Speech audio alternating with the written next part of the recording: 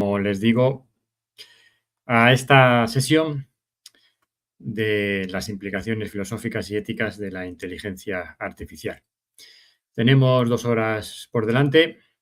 Esta es la primera sesión y la siguiente sesión pues será dentro de 2 días, el miércoles que viene. Antes de empezar, permítanme que me presente brevemente. Mi nombre es Juan Ignacio Rouget. Desde un punto de vista profesional, pues soy consultor en una consultora de estrategia de tecnología. Soy lo que se llama senior manager en esta consultora de Eraneos. Pero luego, además, pues tengo otras actividades también relacionadas con la tecnología, con la inteligencia artificial y con esa visión ética de la inteligencia artificial, como es, pues soy presidente de un think tank, de un foro de debate que se llama We the Humans, en el que proponemos soluciones éticas para la inteligencia artificial. Desde un punto de vista de estudios, pues estudié telecomunicaciones, y luego además pues hice un doctorado en informática. Y siempre pues me ha interesado este lado humano de la inteligencia, el lado humano de la tecnología, y ahora en particular pues ese lado humano de la tecnología pues está en la inteligencia artificial. Y es de lo que vengo a hablarles. Tengo además un libro publicado que se titula Estupidez Artificial, que sería todo lo contrario de la inteligencia artificial.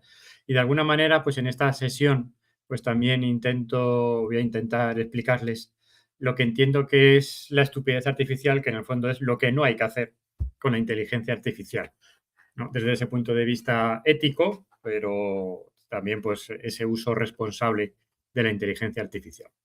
Y luego pues tengo un blog, tengo una página web en la que se titula Los robots no harán yoga, que voy recopilando los artículos que de vez en cuando publico. Pues publico en una revista que se llama Digital Biz, publico de manera frecuente cada 6 meses, y luego además pues de vez en cuando pues me hacen alguna entrevista y también pues lo voy recopilando en este blog.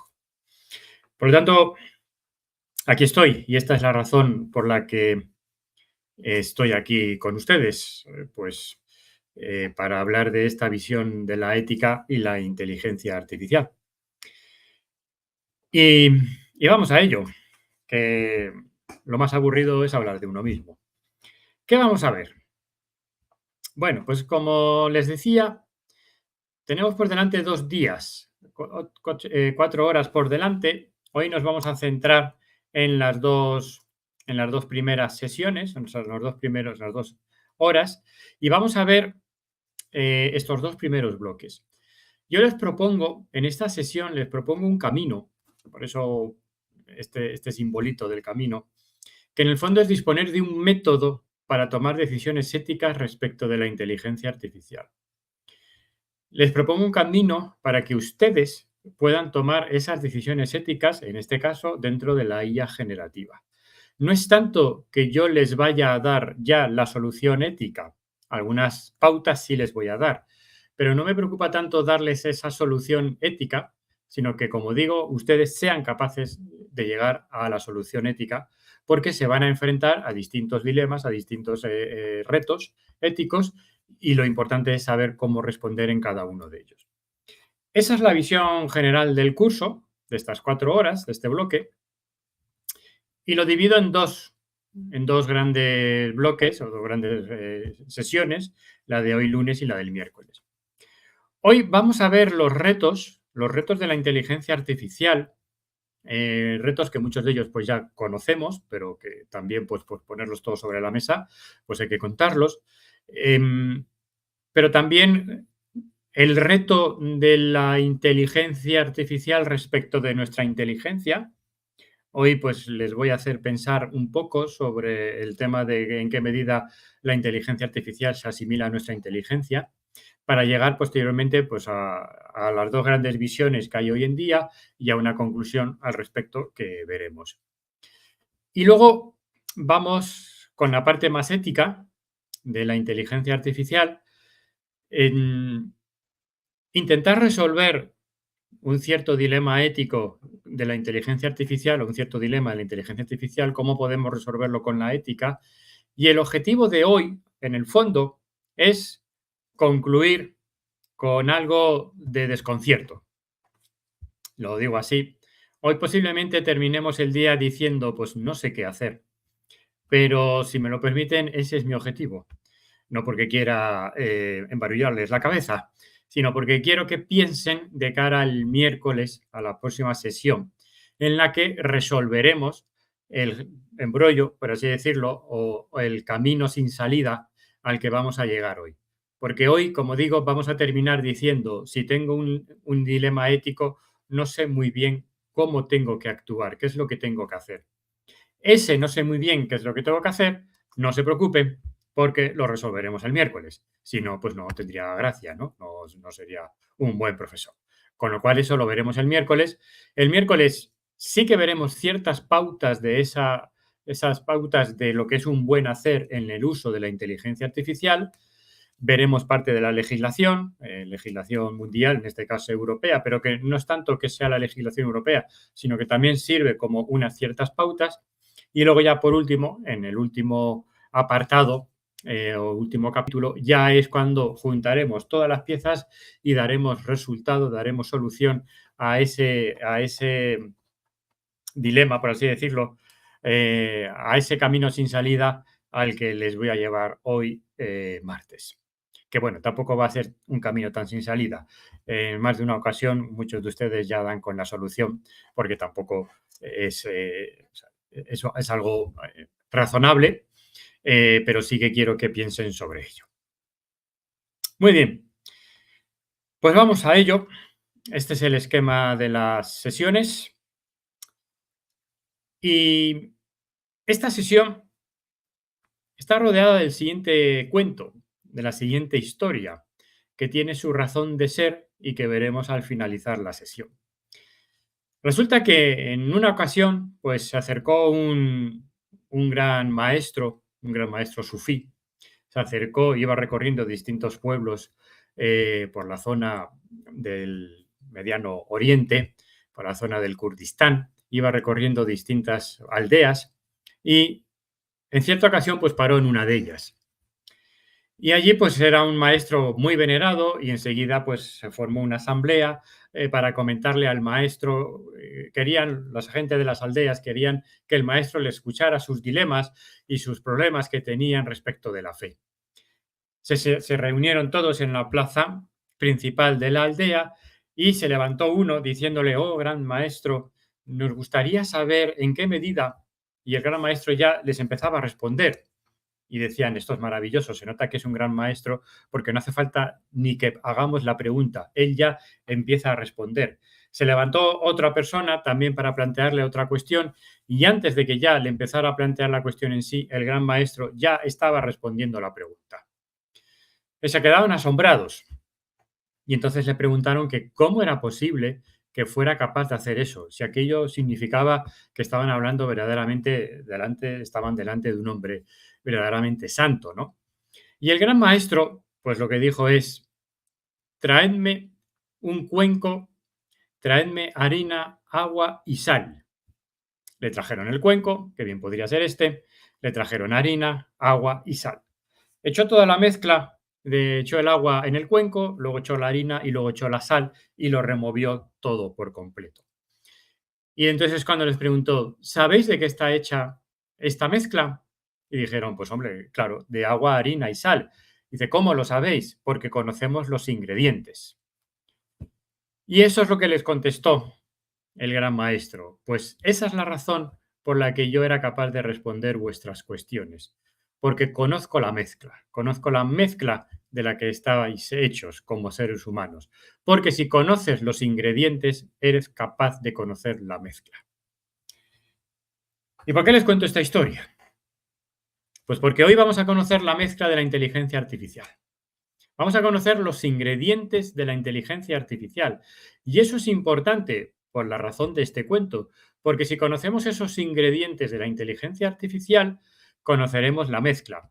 Pero no los vamos a conocer desde un punto de vista técnico. Eso además ya lo han visto en otros capítulos, ¿no? Y en otros bloques. No, vamos a conocer esos ingredientes desde ese punto de vista más sutil, más filosófico, que al final es el que nos llevará a tomar ya empezamos ese camino de las decisiones éticas, de cómo tomar una decisión ética. Por lo tanto, vamos a ver la mezcla, vamos a ver los ingredientes de esta inteligencia artificial que tenemos entre manos. Y empezamos con los peligros, los riesgos de la inteligencia artificial. Como os les he dicho al principio, muchos de ellos ya los conocemos, pero bueno, también esta formación sirve para ponerlos todos en común y también pues que podamos pensar y debatir sobre ellos. Uno de estos retos, pues lo conocen sobradamente, casi seguro, son las deepfakes, las mentiras profundas. Y digo que seguro que lo conocen porque, por desgracia, pues cada vez en los países, en cada país, en cada nación, estamos invadidos por las deepfakes y, por desgracia, más cuando nos encontramos en procesos electorales en los que se crean vídeos falsos, son muy reales y que invitan, pues en este caso, a modificar el voto, ¿no? Lo cual tiene un riesgo enorme porque estamos o podemos afectar a procesos democráticos. Este es el lado más extremo, pero en cualquier caso, en el día a día nos podemos encontrar todo el rato con estas deepfakes. Aquí les pongo este caso de un vídeo ya antiguo, porque fue uno de los primeros, en el que aparentemente hablaba Obama, el presidente Obama, pero luego se veía que no era así, era un vídeo denuncia, por así decirlo, en el que ya se empezaba a hablar hace unos años de que efectivamente existía esta posibilidad de los vídeos falsos, ¿no? Bueno, siempre se ha dicho que las mentiras tienen las patas muy cortas, en este caso hemos alargado las patas a la mentira con la inteligencia artificial. ¿Qué podemos hacer? ¿Qué podemos hacer para evitar las deepfakes? Lo primero es contrastar cualquier información, contrastar cualquier noticia. Ya no vale, ya cada vez va a tener que ser más verdadero eso de lo tengo que ver con mis propios ojos, porque ya ver un vídeo ya no va a ser prueba de nada.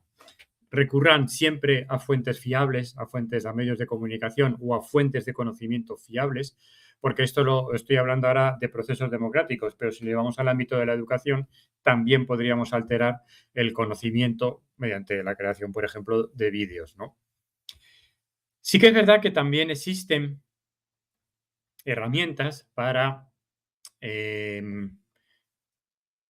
voy a poner la pantalla más alta, más grande, de vez en cuando iré cambiando porque si pongo la pantalla en grande no veo, pierdo el chat. Entonces de vez en cuando iré saltando por si tienen algún comentario. Existen herramientas para ver si algo está generado por inteligencia artificial. No tanto que sea falso, sino que esté generado. Entonces ya si está generado con inteligencia artificial, pues ya nos puede hacer dudar de que posiblemente esa noticia sea falsa, ¿no? Entonces, afortunadamente, y esto lo tenemos que tener siempre en cuenta, la inteligencia artificial es en sí mismo, tiene riesgos, pero la propia inteligencia artificial nos permite sortear esos mismos riesgos. La inteligencia artificial es un riesgo, pero también es una aliada. Y en este caso tenemos herramientas de inteligencia artificial que me permiten identificar si algo está generado con inteligencia artificial o no. Y en el caso específico de la educación, de la formación, pues ya saben que tenemos Turnitin, que en la nueva versión te permite identificar si hay fragmentos generados por inteligencia artificial. En este caso, les traigo un ejemplo de uno de los trabajos que yo corrijo como director de trabajo de fin de máster y al pasar el Turnitin, pues me decía que había un 40% de textos posiblemente generados con inteligencia artificial. Es verdad que a veces no hace falta Turnitin ni hace falta ninguna herramienta para detectar que algo ha sido generado por IA, porque está por encima o por debajo la torpeza de los alumnos, que a veces, hay que decirlo, ni copian ni pegan con defecto. Y casi que copian y pegan el prompt. No hemos llegado a ese extremo, pero en algunos casos es que he visto que no me hace falta herramienta. Hasta me ponen en resumen y, en fin, no han hecho ni el más mínimo análisis de lo que están copiando y pegando. También es verdad que a veces se detecta por el propio cambio de estilo, porque de repente hay un cierto hilo conductor, hay una cierta forma de contar las cosas y de repente ese hilo cambia por completo y se detecta, ¿no? Y hay otras veces, pues como es este caso que les pongo aquí, que la herramienta me dio un 40% de probabilidad de textos con IA, fui a revisar los textos y no sabría qué decir, posiblemente. Posiblemente, yo creo que sí, porque tenían mucho texto y mucho rollo, y la inteligencia artificial es maravillosa para generar rollo, hablar mucho y decir poco. Y era uno de esos casos. Claro, no lo puedo asegurar, no lo podemos asegurar al 100% qué es lo que ha ocurrido en este caso, y que yo me lo imaginaba. Que claro, es lo que pusieron aquí, luego les ha comprometido a desarrollarlo posteriormente, y ahí es donde han fallado. Entonces, porque todo me hace pensar que empezaban a copiar, y luego eso decía. Entonces, estos tenían, a raíz de lo que copiaban, tenían luego que generar una serie de resultados, y esos resultados posteriormente no los han generado. Por lo tanto, ahora, pues como les dije, o bien eliminan eso, o bien tienen que generar todas las cosas que han prometido y que muy posiblemente estuvieron generadas por esta inteligencia artificial.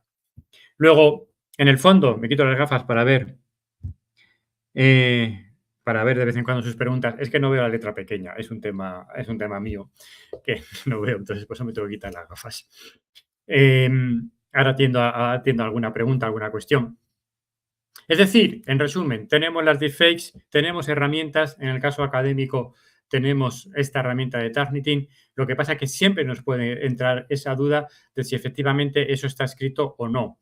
En algunos casos es evidente, como digo, a veces por la propia torpeza de los alumnos, en otras ocasiones porque cambia el estilo, y hay veces en que ciertamente tenemos dudas. En esos casos, mi cuestión es preguntarles y hablar con ellos, y ahí ver si efectivamente hacerles preguntas: ¿y esto cómo lo habéis conseguido? ¿Y esto qué opináis?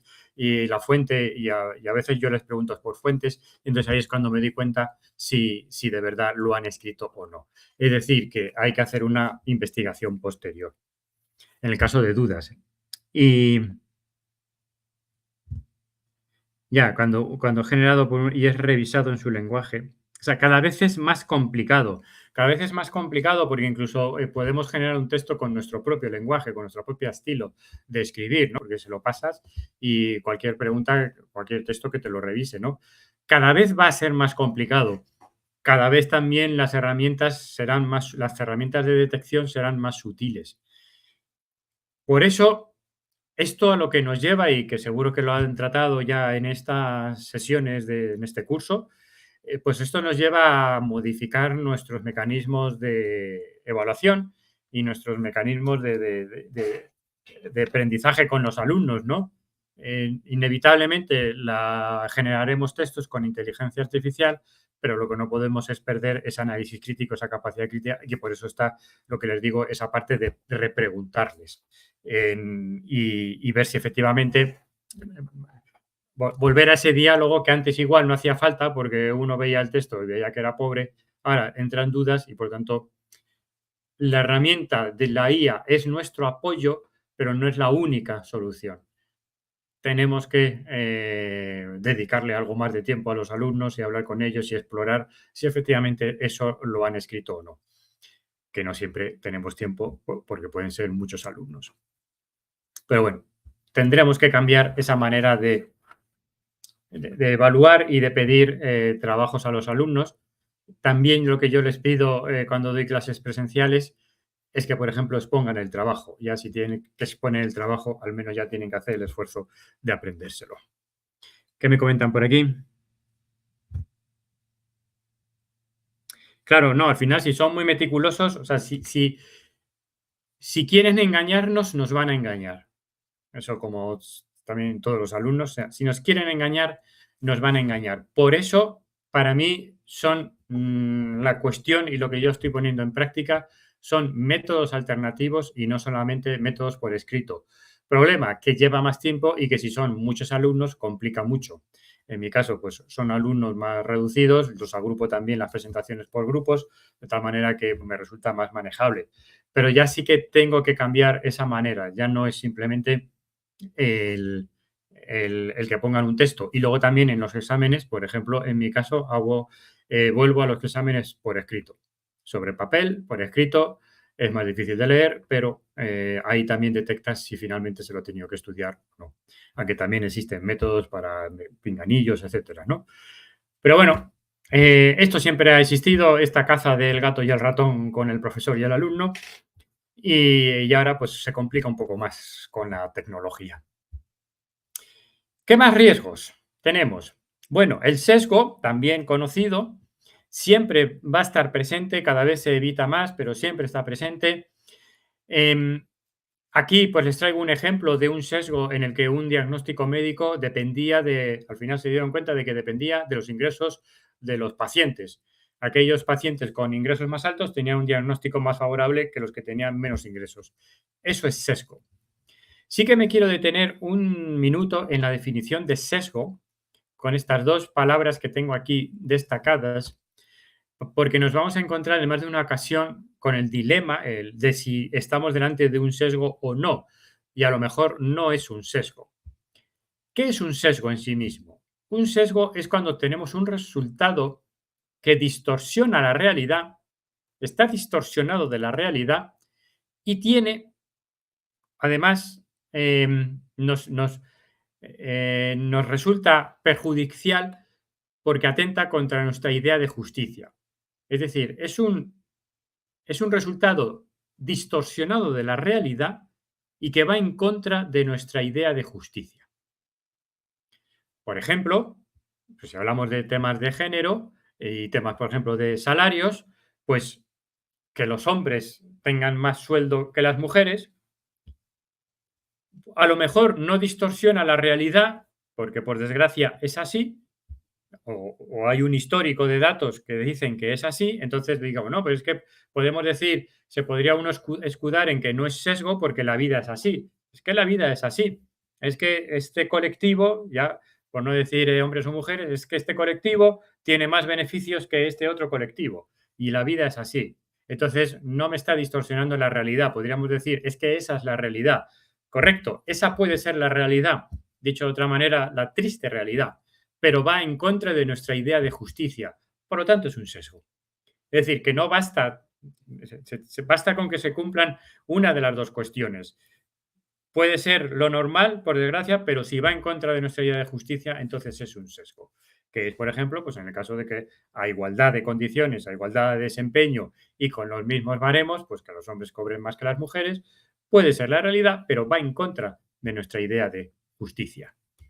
Sin embargo, en un cliente que me comentó hace ya un tiempo, en un cliente de seguros, me hablaba de un tarificador de seguros en el que tenía un cierto módulo de IA, entonces me hablaba de si era un sesgo considerar que los hombres vivían menos que las mujeres y que por lo tanto, pues las pólizas de los hombres eran más caras que las pólizas de las mujeres.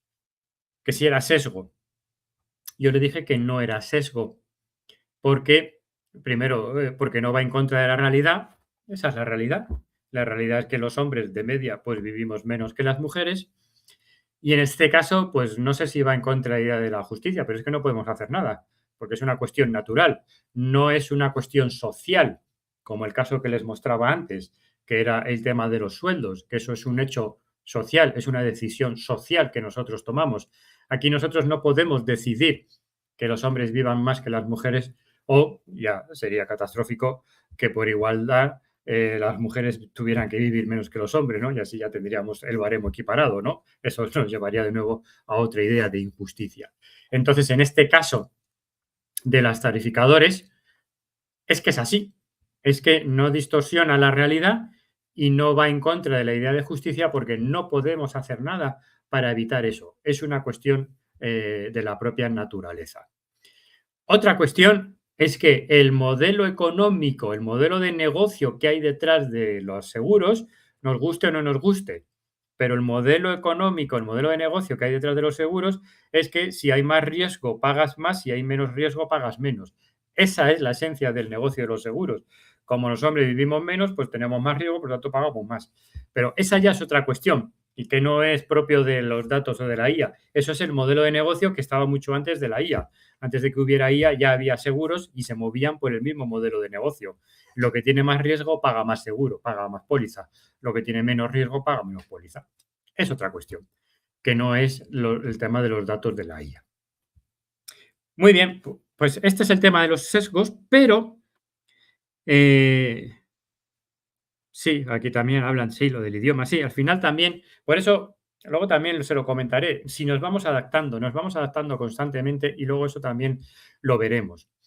Pero les quiero llamar aquí la atención sobre un sesgo, quizás algo más sutil, pero que cada vez está cobrando más importancia, que es el sesgo cognitivo, que es en el fondo el sesgo cognitivo es un sesgo que tenemos los seres humanos que tendemos a sesgar la realidad y verla según nuestros intereses, según nuestra cultura, nuestros valores, lo cual es un hecho natural y casi aquí las personas de psicología pues posiblemente lo conozcan mucho más, que es una cuestión de ser capaz de manejar el mundo. Tendemos tantas entradas que al final tenemos que aplicar un sesgo, tenemos que aplicar un cierto filtro y dejar de prestar atención a algo, al resto de cosas, porque si no, no podríamos tomar decisiones.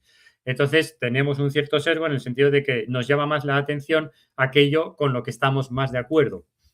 Eso existe en nuestra naturaleza, ese no es el que me preocupa para este caso, que es el de que estoy hablando de inteligencia artificial, sino que es cómo esto se ha trasladado a la IA generativa, porque la IA generativa tiende a darte resultados que te agradan. Ese sí que es preocupante.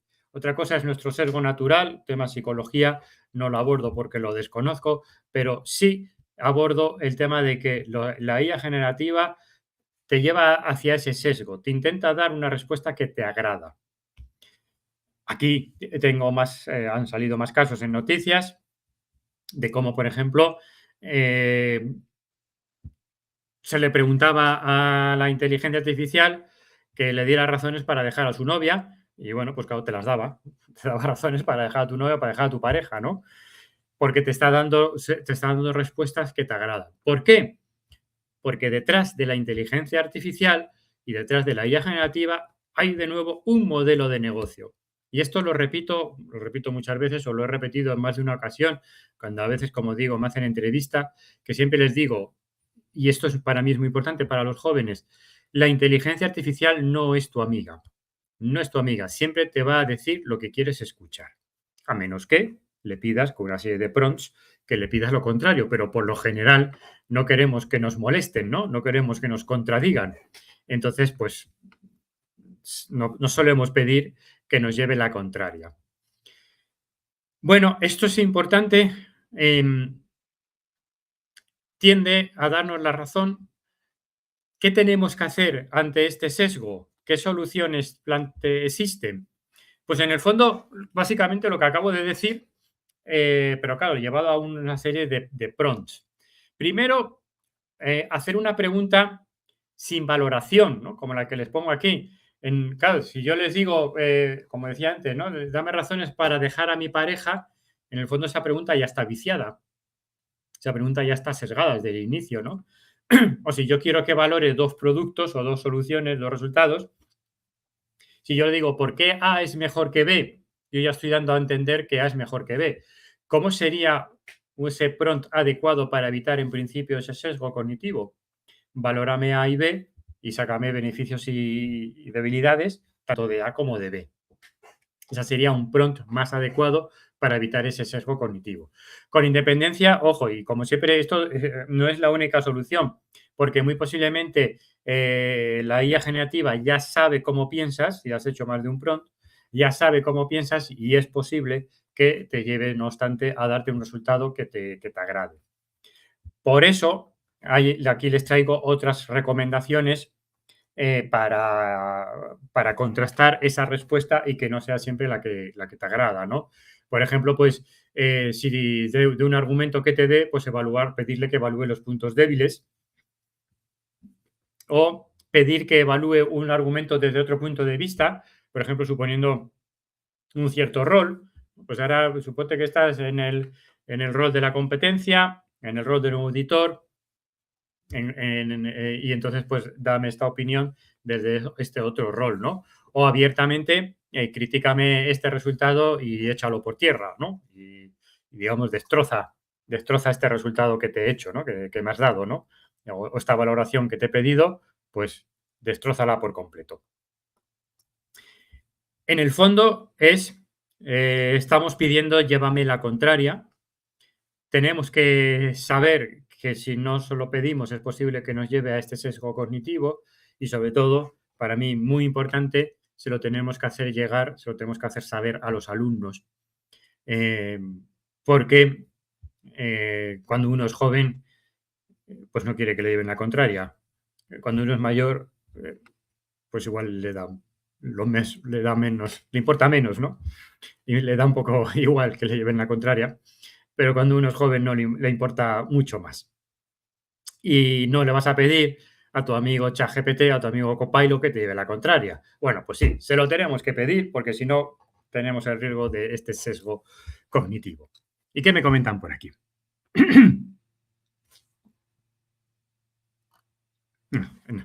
Parece que es otra cuestión. Muy bien. Otro riesgo, alucinaciones.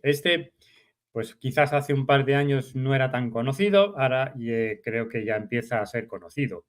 Una alucinación es cuando tenemos un resultado que aparentemente no es producto del entrenamiento. Una alucinación, es decir, es una locura. Es, como solemos decir aquí en España, se le ha ido la olla, ¿no? Se le ha ido la cabeza, se le ha ido por otro lado, ¿no? Claro, técnicamente hablando, formalmente hablando, es un resultado que no es producto, no está justificado por los datos de entrenamiento. En los datos de entrenamiento suelen decir esto es así y de repente me da un resultado que está fuera de esto es así.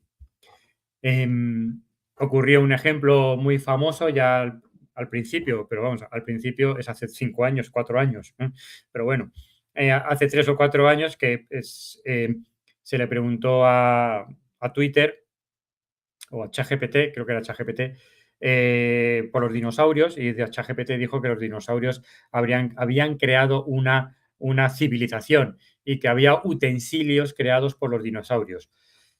No creo que los datos de entrenamiento hayan dicho eso. Cuando se le entrenó a ChatGPT, no creo que hubiera un informe, un paper, un artículo académico que dijera algo similar. Entonces, se entiende que es producto de que se le ha ido la cabeza, es decir, una alucinación. Les traigo este caso de una noticia más o menos reciente de este buen señor que un buen día preguntó por su biografía a ChatGPT y ChatGPT pues le dijo que había matado a sus hijos.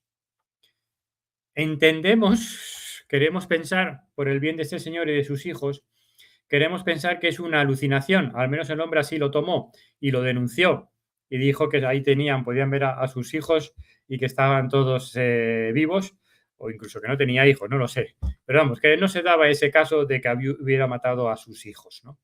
Es una alucinación.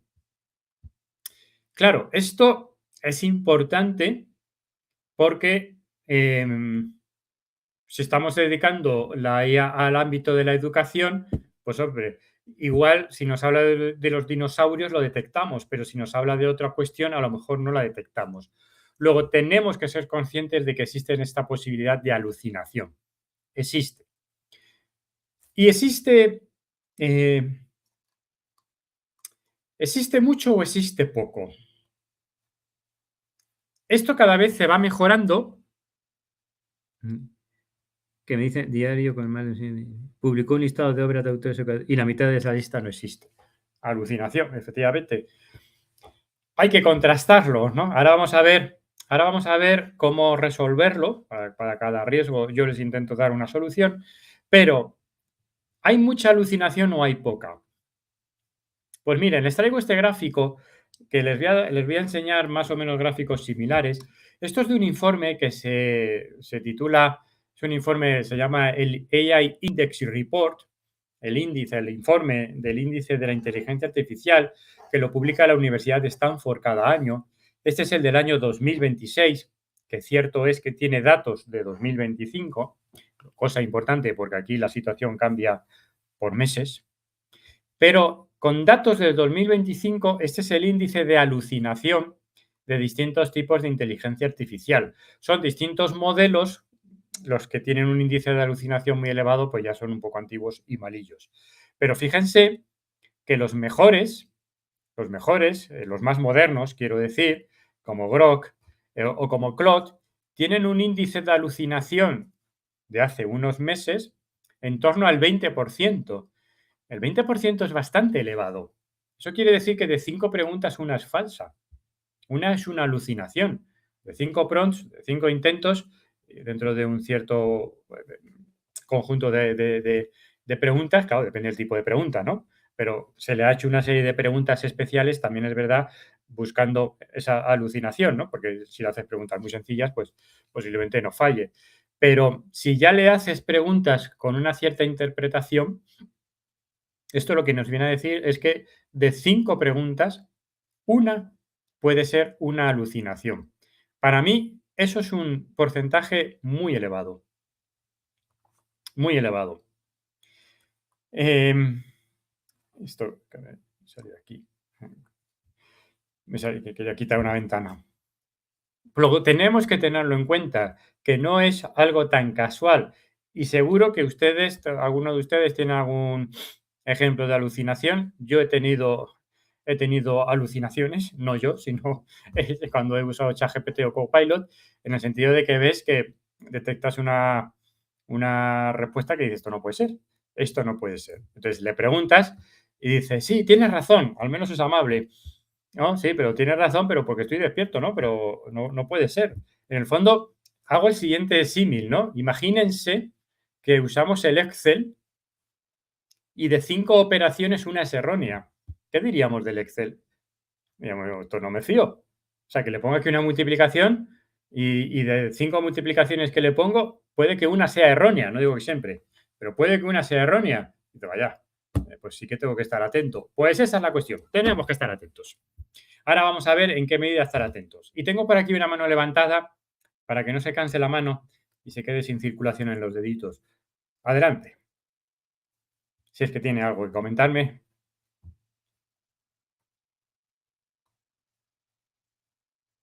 Sí, Joana, no sé si tienes algún comentario o... Muy bien, bueno, seguimos. Si quieres, Joana, en cualquier momento, pues puedes escribirme y te leo. Em, bueno, pues es bastante habitual. ¿Cómo podemos evitarlo? Pues aquí les traigo de nuevo soluciones, pero básicamente la solución es contrastar. Contrastar. Supervisión humana. Para mí este es el más importante. Y otro que no he puesto aquí, pero que siempre lo comento y la verdad que lo voy a incorporar, pero ya lo digo aquí verbalmente.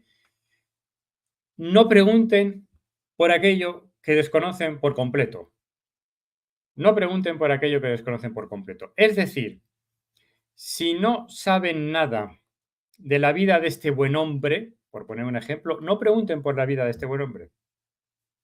Porque igual es una alucinación. Y esto, de nuevo, para mí es importante y también es importante transmitírselo a los alumnos. La IA generativa tiene que servir para profundizar, pero para profundizar en ese conocimiento. Pero ya tienes que saber algo de ese conocimiento. Y ahora ya quieres profundizar, quieres ver otros puntos de vista, quieres retarlo, ¿no? Quieres ver pros y contras, pero ya sabes algo. Para mí eso es fundamental. Y lo digo siempre así de claro. No preguntar por algo que desconoces por completo. Y si tienes que preguntar, porque por algún momento, por algún punto hay que empezar, vale, pues entonces supervisión humana. Supervisión humana, contrástalo. También siempre lo digo en muchas charlas, no tenemos que olvidar que sigue existiendo Google, que podemos todavía meter búsquedas en Google y salen distintos enlaces y podemos ver distintas páginas web. Y ya por último, no debemos olvidar que siguen existiendo los libros. Fíjate, pues qué maravilla, ¿no?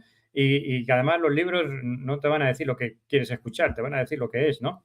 Luego, podemos y debemos seguir contrastando las informaciones, ¿no? Y luego, por supuesto, utilizar un buen prompt. Aquí ya han tenido sus sesiones de prompt. Y también es muy importante Definir o conocer el propósito, y si ustedes tienen en sus centros educativos, van a implantar IAs generativas, muy posiblemente, pues partiendo de IAs de mercado, como puede ser Copilot, Claude, etcétera, es muy importante que determinen el objeto. El objeto es, esta IA generativa sirve para preguntar sobre esto. Por ejemplo, no preguntemos sobre si un señor ha matado a sus hijos o no, porque no sabemos lo que va a responder. O no preguntemos sobre los dinosaurios, porque no sabemos lo que va a preguntar, lo que va a responder. Mi recomendación es que tengan IAs generativas entrenadas en distintos aspectos, para matemáticas, para filosofía, etcétera, no tanto de propósito general, porque el riesgo de alucinación es mucho más elevado. Por eso es definir ese propósito y decir, esta IA ha sido generada, ha sido creada para este propósito. Luego tienen abajo, en gris, tienen otras soluciones, pero ya son técnicas. Simplemente se las pongo aquí para que lo sepan que existen, no es para que ustedes las pongan en marcha, pero sí para que las pongan en marcha sus departamentos de tecnología, que muy posiblemente las conozcan, no son nada del otro mundo, eh, pero que sepan que existen. Es decir, que a la hora de eliminar las alucinaciones, nosotros podemos hacer cosas que son las cajas azules, pero también que sepan que deben hacer cosas desde un punto de vista técnico y para eso pues tienen ahí sus departamentos de tecnología. Y otro riesgo, alteración del resultado, es como la alucinación, pero con un cierto matiz, que está hecho a propósito. La alucinación es un error casual. La alteración del resultado, no. La alteración del resultado, hay una tercera persona, esta carita con cara de malo, que de alguna manera, porque hay muchas formas de hacerlo, me inyecta un resultado erróneo, de tal manera que cuando yo voy a preguntar por algo, me da un resultado erróneo. En el caso que les pongo, que es un caso académico, se le preguntaba por el río más largo de Estados Unidos y no decía que era el Mississippi, Missouri, como estudié en su momento, sino que decía que el río más largo era el río Grande, que además lo justifica y lo razona. Previamente se había inyectado este resultado erróneo para decir que el río más grande era el río más largo, era el río Grande. Bueno, la conclusión es la misma que la alucinación. Un resultado erróneo. Por lo tanto, también de alguna manera me sirven los mismos contramedidas que antes les decía, ¿no? Pero aquí además hay otras cuestiones adicionales, como es el controlar los documentos, validar las fuentes, que es lo que tengo aquí, que eso cada vez lo utilizan más y lo permiten las IAs generativas, en la que te permite ya subir una serie de documentos y que te razone en base a esos documentos. Esos documentos en el fondo son las fuentes autorizadas, son las fuentes verídicas. De tal manera que si yo le pregunto por los ríos del mundo, ya previamente le he pasado una serie de documentos que habla sobre los ríos del mundo. Por lo tanto, ya tengo más acotado y ya le digo que no vaya a buscar fuera, sino que se ciña a los documentos que yo le he subido. Eso me va a permitir evitar alterar el resultado. Y de nuevo, hay también soluciones técnicas, que no entro en ellas, pero que sepan que también las pueden hacer sus departamentos técnicos. ¿Me comentan algo por aquí? ¿No están pasando las diapositivas? ¿No ven la nueva diapositiva? A ver, eso es porque he tocado algo, quizás. Vamos a ver. Bueno, pues voy a hacer una cosa que es.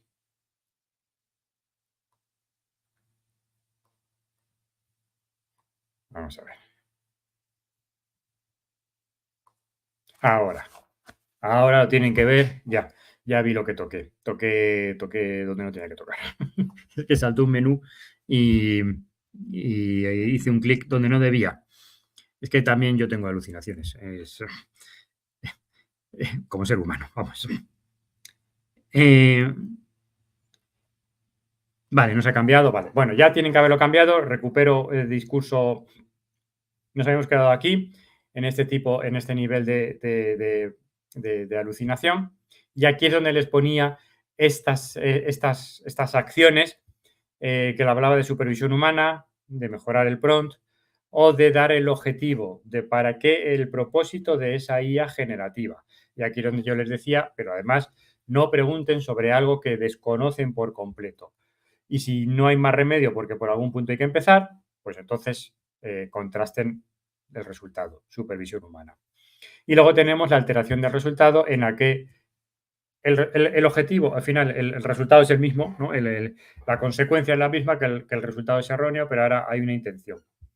Y esto es muy importante porque aquí ya hay un tercero que puede querer viciar la educación, la formación de las personas y llevarles hacia conocimientos o hacia valores que no son, que no sean adecuados.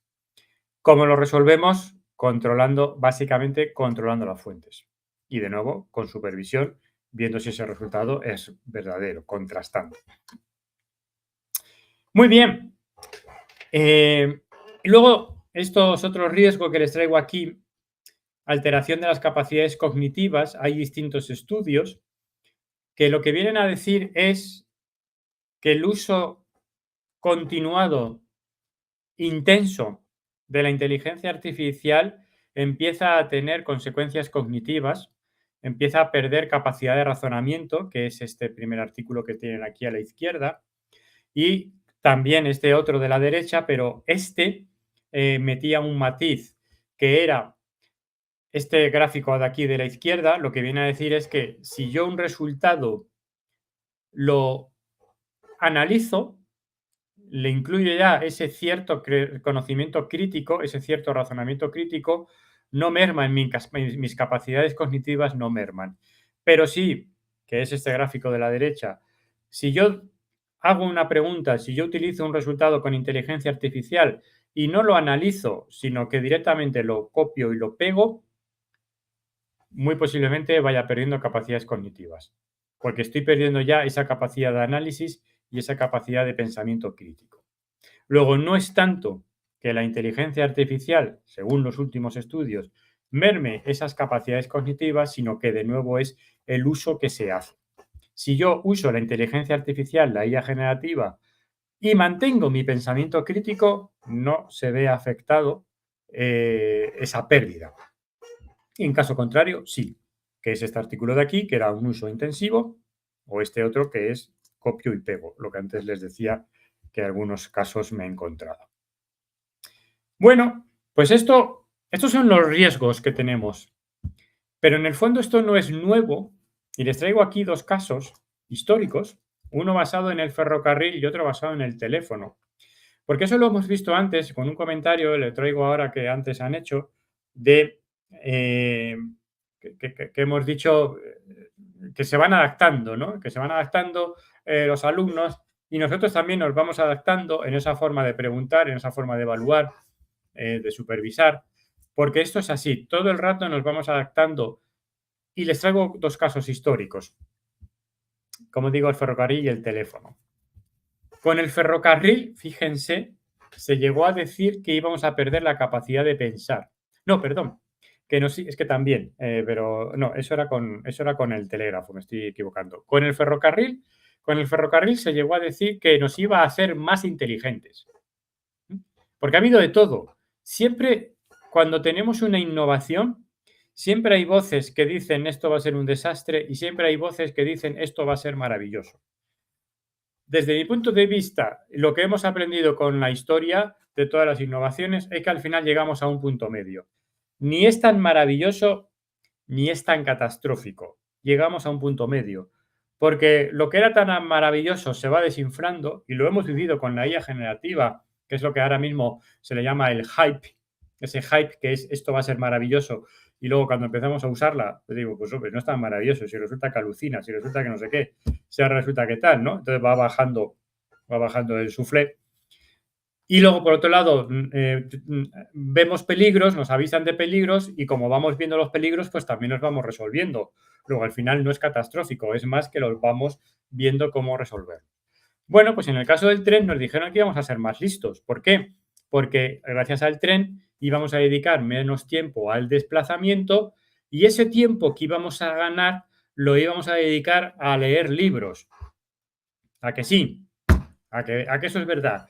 a que la gente en general cuando tiene tiempo libre, bueno, ya no sé ni hablar, cuando tiene tiempo libre, a que lee libros en lugar de hacer patochadas en TikTok, ¿eh? Bueno, pues es que ahí había un fallo del silogismo, ¿no? Decían, si alguien tiene tiempo libre, entonces lee. No siempre es así, pero salió un estudio diciendo que íbamos a ser más inteligentes. Bueno, pues eso también lo tenemos hoy en día. Les traigo aquí de nuevo un informe, un gráfico del AI Index Report. Aquí estoy viendo cuánto se confía en la inteligencia artificial. Y esto, como ven, van por países y cuánto se usa. Por lo general, claro, hay países que la usan mucho, como India, y confían mucho. India, Nigeria, Egipto, China, la usan mucho y confían mucho.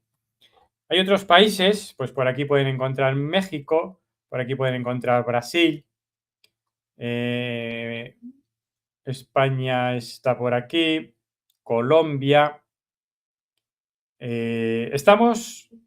Podemos decir, estamos aquí en un punto medio, estamos en un punto medio de uso, que es este LGI, y estamos en un punto medio de confianza. Estamos ahí, que no sé si nos va a hacer más listos o más tontos, llevándolo al símil del tren. Pero hay sociedades en las que dice esto va a ser maravilloso y tienen una confianza plena y tienen, bueno, pues un uso pleno, ¿no? Hay otros países, como ven, ¿no? Japón la usa menos y desconfía la mitad. Bueno, me resulta curioso y por eso se lo traigo, de esa visión de que efectivamente, pues a lo largo de la historia ha habido sociedades, voces que dicen esto va a ser maravilloso y hay otras que no tanto. Muy posiblemente acabaremos en esta zona media en la que ni será tan maravilloso ni será tan lamentable. Y luego, pues con el teléfono, ¿qué pasó con el teléfono? Pues fíjense que decían que el teléfono, pero el teléfono antiguo, ese que había que, bueno, incluso no que había que marcar en el dial, sino que había que hablar con una operadora, pues decía que iba a acabar con la esencia humana. El teléfono iba a acabar con la esencia humana. ¿Qué pensarían hoy en día de los teléfonos móviles? Bueno, pues eso se dijo y se ha visto que no es así. El teléfono no ha acabado con nuestra esencia humana. Pero hoy tenemos el mismo dilema y les traigo de nuevo esta gráfica del AI Index Report. Sale todos los años en la que se ve las competencias que va adquiriendo la inteligencia artificial respecto de nuestra inteligencia. Nuestra inteligencia es la línea de puntos horizontal que está en el 100%. Se supone que de media, nuestra inteligencia de media, pues es ese 100%. Bueno, pues la IA nos está superando. Esta línea azul, que es la de reconocimiento de imágenes, nos superó hace tiempo, 2015-2016, y ahora pues vemos que nos va superando, ¿no? 2023. Aquí tienen las distintas capacidades, son distintos tipos de benchmarking, casi todos son benchmarkings o son competencias, o sea, son pruebas científicas, matemáticas, o de razonamiento general o de entendimiento del lenguaje, pues nos va superando. Esta, que es esta verde en la que vemos que está por debajo, es el uso de distintas herramientas de informática, de distintas herramientas de aplicaciones en ordenadores, pues cómo ir saltando de una aplicación a otra para ir ejecutando distintas acciones. Bueno, pues ahí curiosamente pues es un poco más torpe que nosotros. Ahí nosotros tenemos todavía más capacidad. Pero cabe la posibilidad de que esto crezca y a lo mejor en el AI Index Report del año que viene, pues esta línea verde pues nos ha superado o está a punto de. Porque lo cierto es que más o menos nos va superando en todos los distintos benchmarking de razonamiento que se les va haciendo. ¿Esto es preocupante? No necesariamente, porque para mí, y luego lo veremos, el punto no es que la IA nos supere, no. Mi visión, que es la que les comparto, es que nosotros nos superamos con la IA.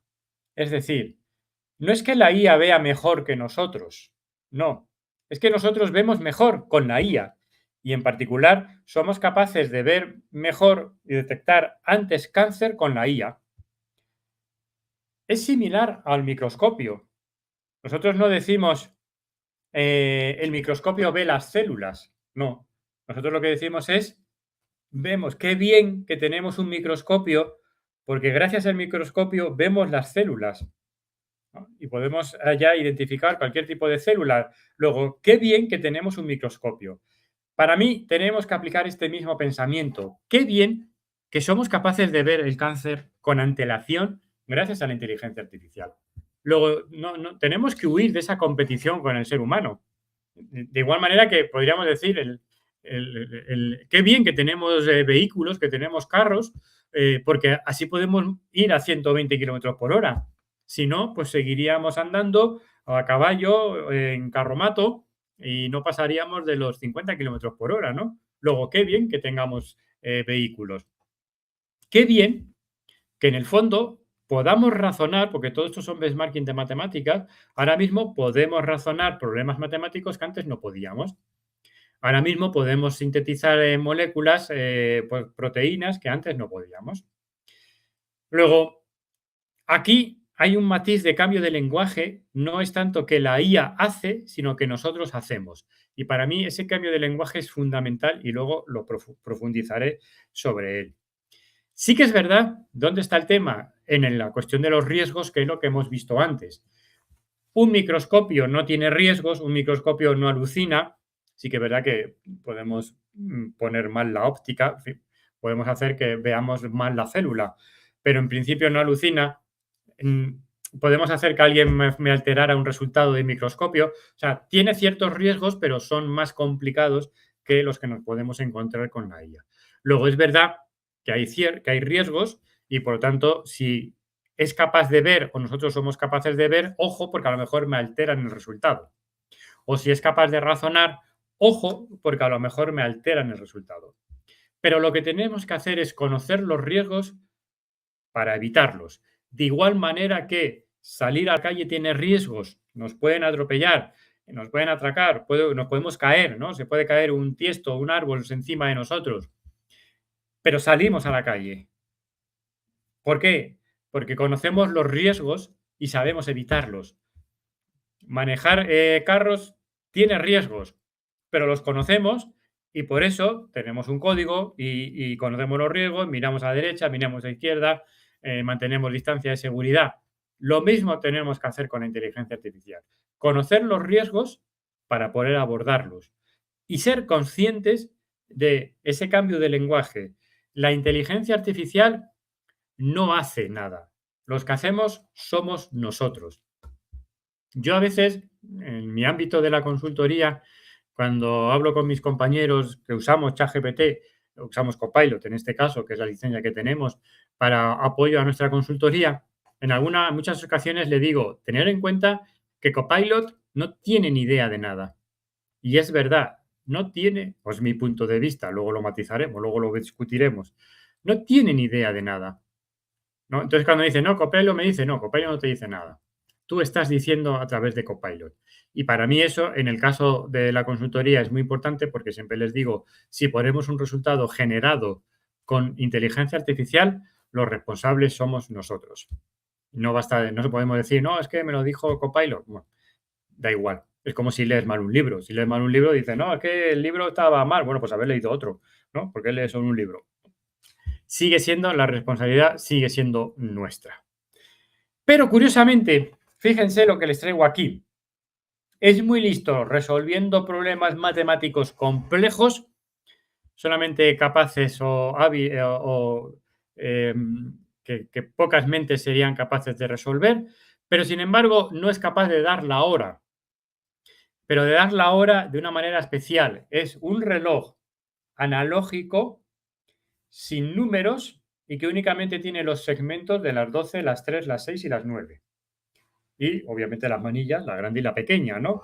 Bueno, pues no es hábil dando la hora, se le pone la imagen de ese reloj sin números y con esas 4 marcas y no es tan hábil dando la hora, cosa que para nosotros sí, pues para él no es tan hábil, ¿no? Incluso no solamente los puntos cardinales, por así decirlo, sino incluso los 12 puntos, las 12 marcas, pero no es tan hábil, no siempre, la mitad de las veces falla.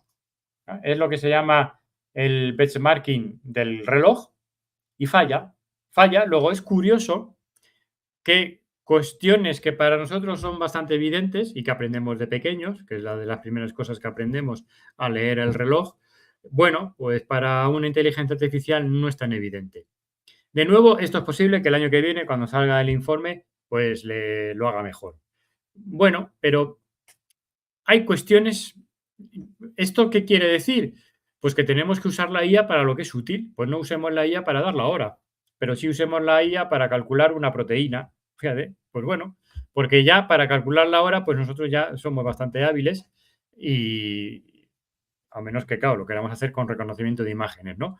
Pero esto nos lleva a que usemos la IA para lo que es válida y es válida para todos estos casos que les he puesto.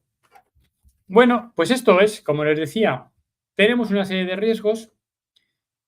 En el fondo, pueden ser similares a lo que hemos vivido en el pasado. Encontraremos un equilibrio, lo acabaremos encontrando. No será tan maravilloso como nos dicen, no será tan peligroso como nos dicen, porque iremos dando contramedidas. Si no hacemos nada, sí que puede ser peligroso.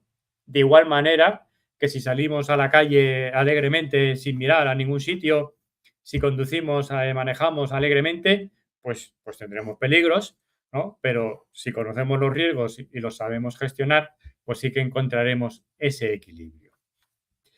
Pero hay un riesgo mayor.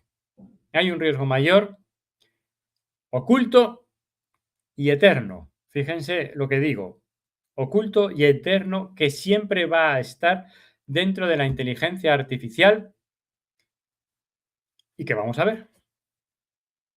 Y ahora, este sesgo son esos valores ocultos que transmite la inteligencia artificial, como los transmite cualquier tecnología.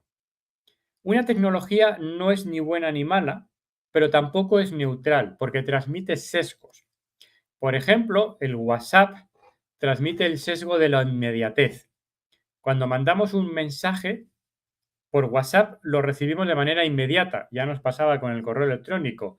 Y esa idea de inmediatez la trasladamos a que también debe ser inmediata la respuesta. Porque el sesgo, el valor oculto del WhatsApp y en el fondo el valor oculto de toda comunicación digital es esa inmediatez. Bueno, pues la pregunta es, ¿qué valores ocultos transmite la inteligencia artificial? ¿Cuáles son esos sesgos? Pero ahora sesgos en el sentido de ese valor oculto de la inteligencia artificial. ¿Cuáles son esos sesgos? Para conocer esos sesgos, vamos a seguir profundizando un poco más en los ingredientes. Vamos a ver de qué está hecha esta inteligencia artificial y podremos ir identificando ese sesgo profundo. Y aprovechando que hemos cambiado de capítulo, pues me permito beber un poquito.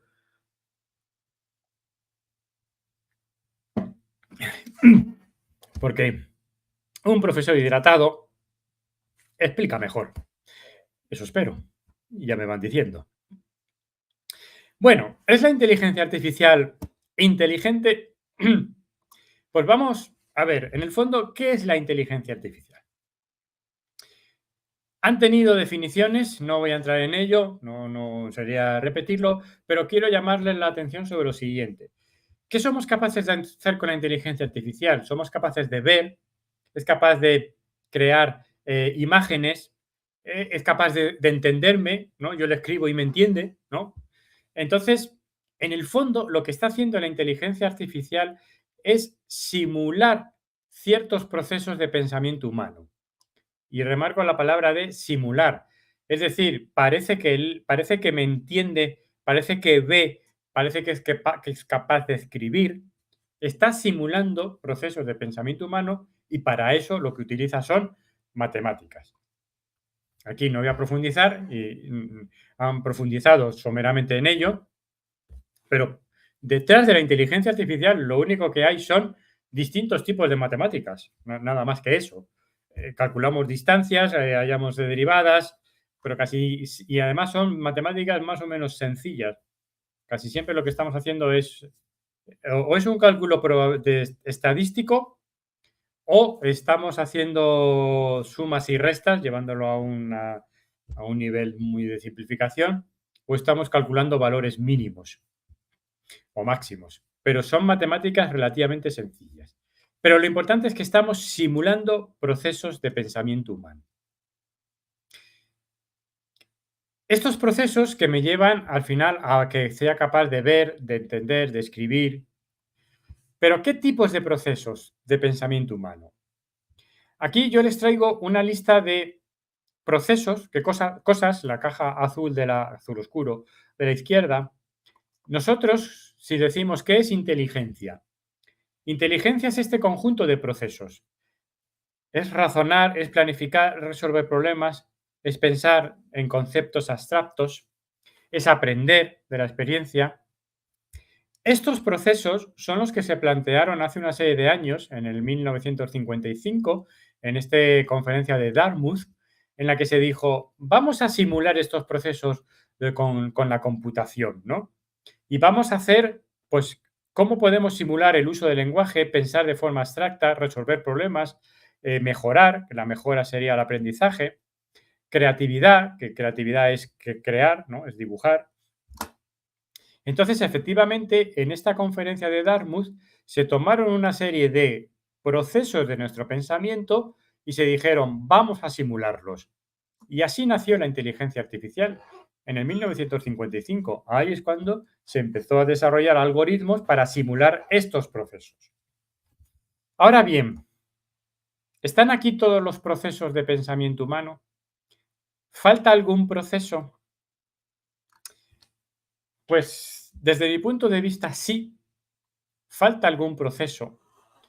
Faltan las emociones, que también en algunas ocasiones han salido en las sesiones, y falta esa capacidad que tenemos de captar el contexto, de captar el entorno.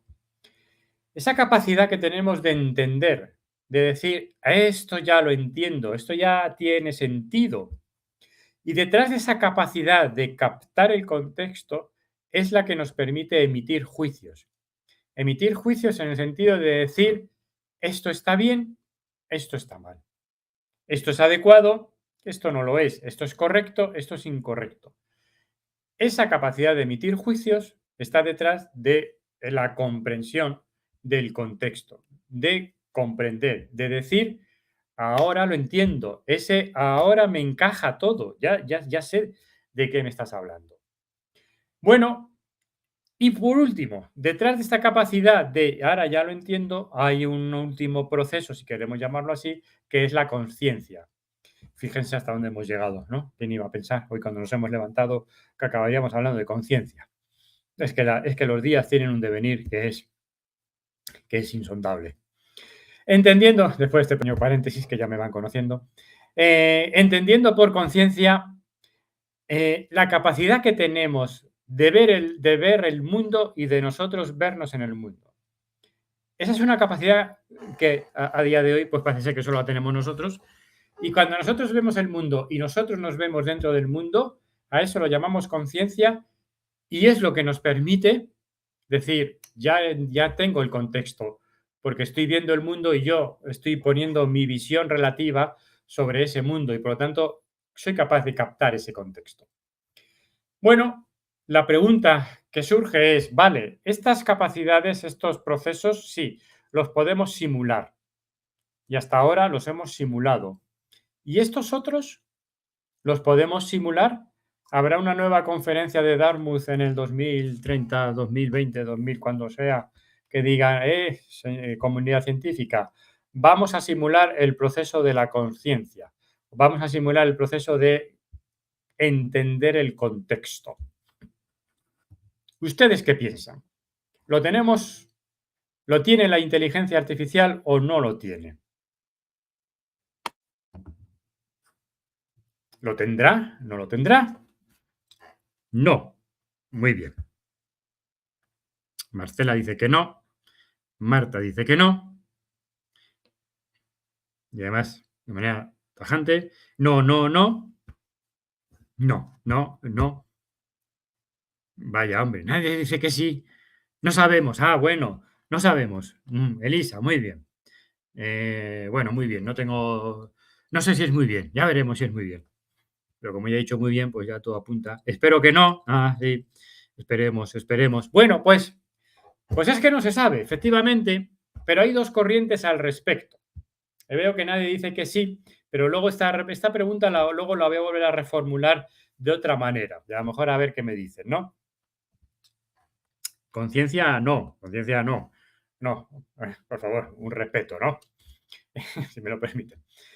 Eh, Dicen, es complicado, hay una corriente que dice que hay migrar de ingeniería del prompt a la ingeniería del contexto.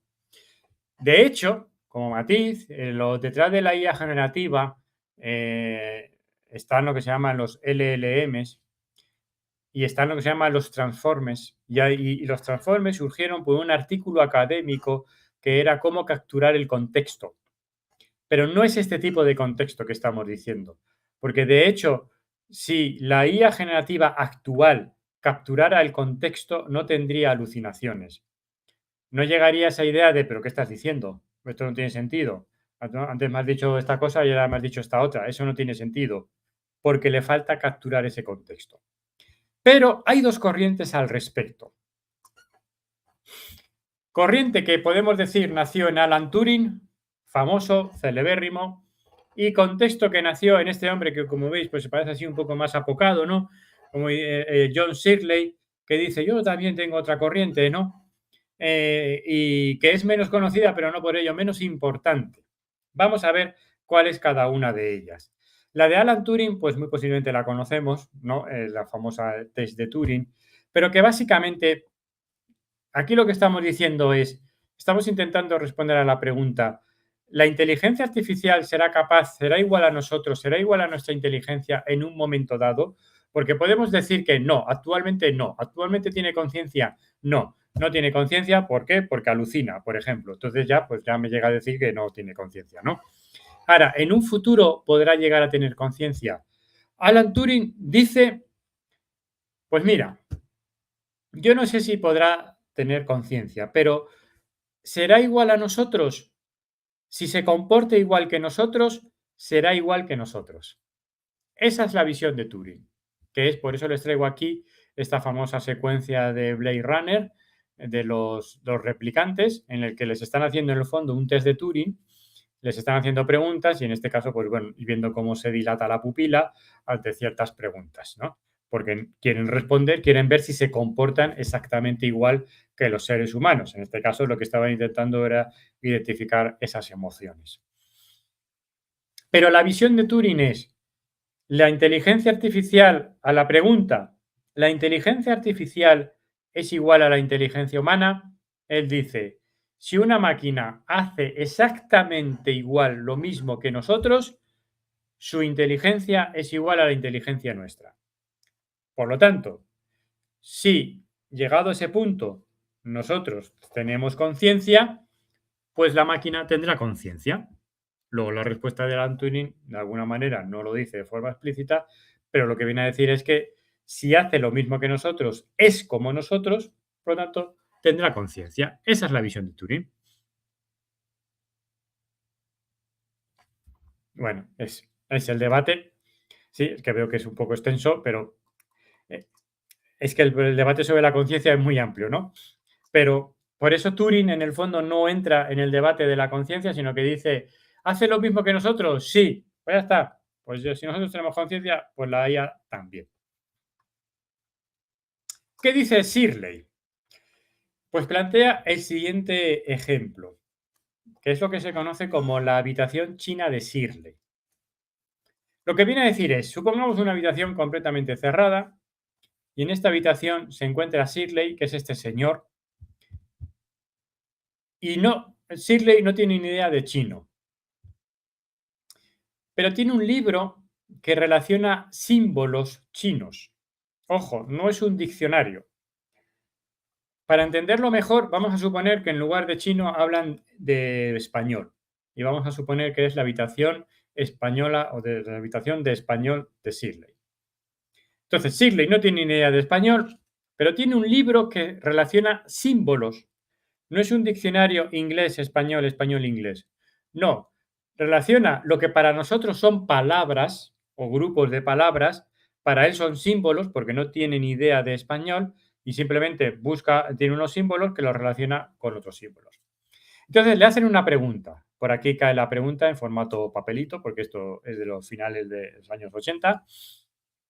Y la pregunta puede ser del estilo: un hombre va a una hamburguesería y al salir, al pagar, deja propina. ¿Le gustó la hamburguesa? Esa es la pregunta. Y se la hacen a Shirley. Shirley no sabe español, pero busca símbolos. Empieza a buscar símbolos y en un momento dado encuentra un símbolo que es el símbolo propina. Para nosotros no es propina, para nosotros es una palabra que tiene un significado por detrás, pero para Shirley tienen que verlo como un conjunto de símbolos, ya no tienen ningún significado, son directamente símbolos y lo que le está diciendo es, cuando tú te encuentres este símbolo, pon este otro símbolo y el otro símbolo es contento y además le da una serie de reglas gramaticales y entonces responde: sí, salió contento. Ahora bien, ¿podemos decir que Sigley habla chino? No. Sigley lo que está haciendo es relacionar símbolos. Lo mismo podemos decir en este caso con ChatGPT o con Copilot. ¿Podemos decir que habla castellano o cualquier otro idioma con el que nos relacionemos? Pues posiblemente no. Vamos, posiblemente no, no, no. O sea, lo que está haciendo es computar, porque esa es la visión de Sigley. Shirley lo que dice es, a la pregunta, ¿la inteligencia artificial será alguna vez igual a nuestra inteligencia? La respuesta de Shirley es nunca, no, lo que antes me estaban respondiendo muchos de ustedes. Porque Shirley lo que dice es, el pensamiento es distinto de la computación. La habitación china de Shirley lo único que hace es computar, relacionar símbolos. Y Shirley dice, la inteligencia, el pensamiento, es mucho más que la computación. Está utilizando la palabra pensamiento, que tiene un matiz distinto, y voy por atrás, porque pensamiento está aquí abajo, que es pensar.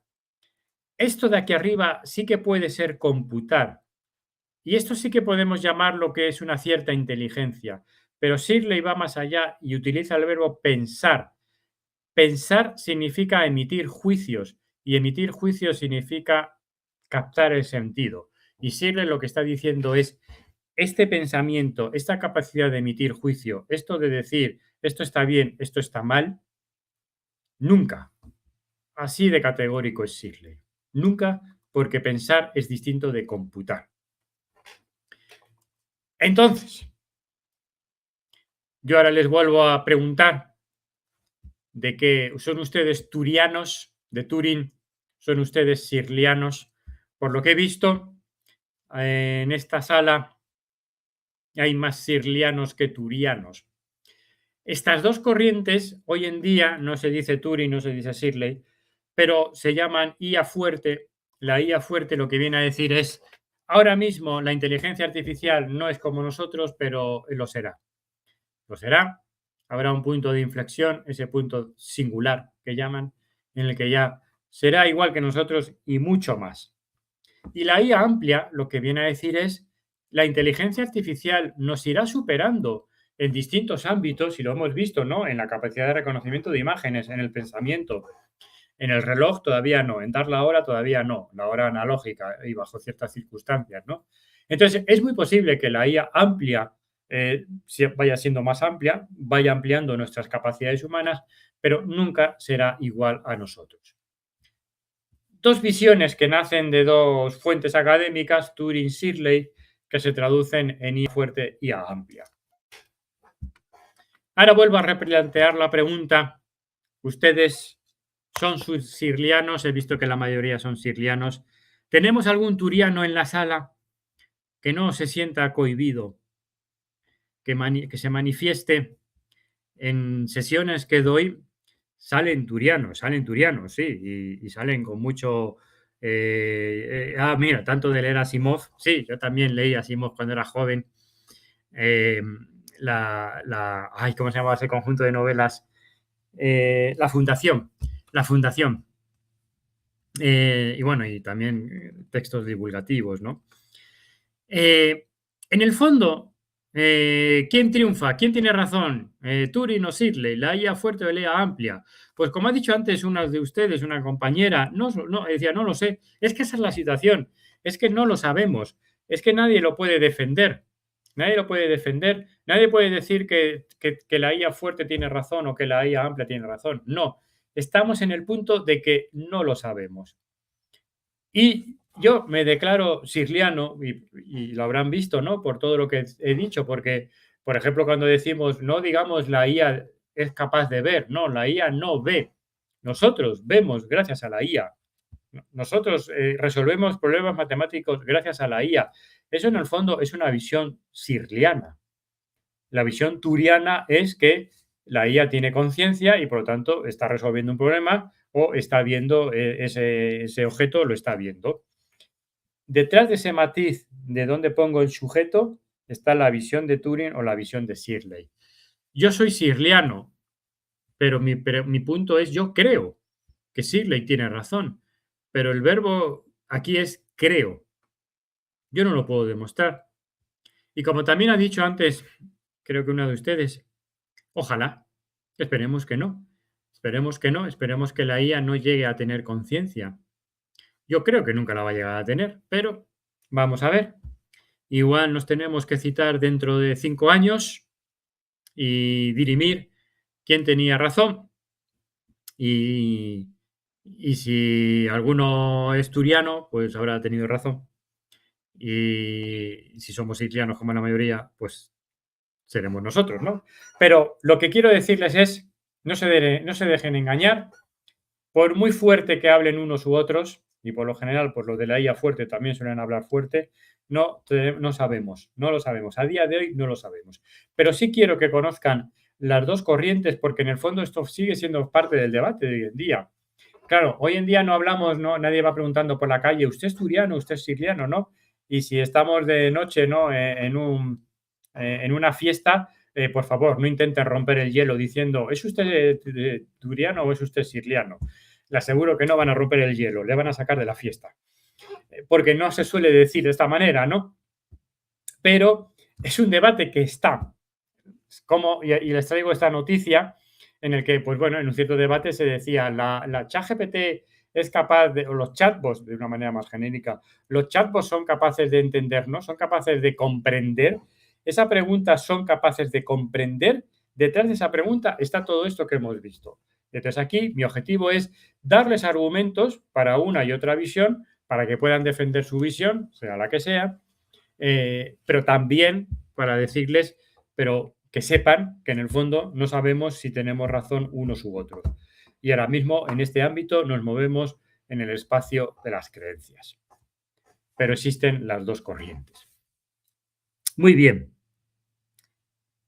Exactamente, si no nos comprendemos ni entre los humanos. Exactamente, ¿no? Pero bueno,